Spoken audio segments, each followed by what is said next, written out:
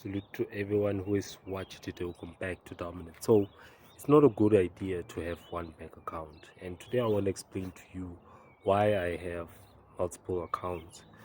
And the reason why I say it's not a good idea to have one bank account is because of the fact that when you have one bank account, you cannot categorize your things properly. And if something happens to that bank, all of your money is gone. You can't put all of your money in one bank account. You can't put all of your baskets in one bank account. You have to have multiple bank accounts so that you can categorize yourself. That's why I say that when you have a bank account, you always have to have an income account where you do your daily transactions, your emergency account where you put on for emergencies, your investment account where you put all your investments for the future. And sometimes you can actually, I have categories for almost everything that I've set myself for the future for when it comes to the money, so that I can disperse it properly. There are investments that I have made for the future, like property and all of that. And I have an emergency account, and I have an investment that I have categorized in some of my accounts, so that I prepare myself better for the future. I have all I think it's like 5 bank accounts that every one of them has a certain job that they do, that I have already set for myself in the future when it comes to my finances, you see.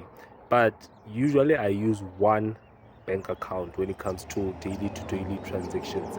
I actually use 3 banks, and one bank is one of the ones that I use a lot. And when I evaluate, is the cheapest out of all the bank accounts that I use, so that I can be able to make day-to-day transactions. But it's not a good idea to make one bank account and just put all your baskets in there, because first of all, just like I said, if something happens to that bank for that day and you need the money for that day, what are you going to do if you can transact? And the second thing is that you get tempted to use that money because all of that money is there, and you want to use it for things that might not be intended for those things. You get me?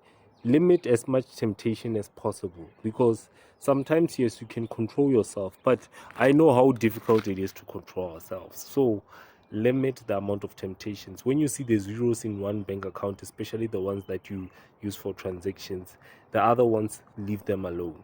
Let them be used for what they are intended to be used for. You understand?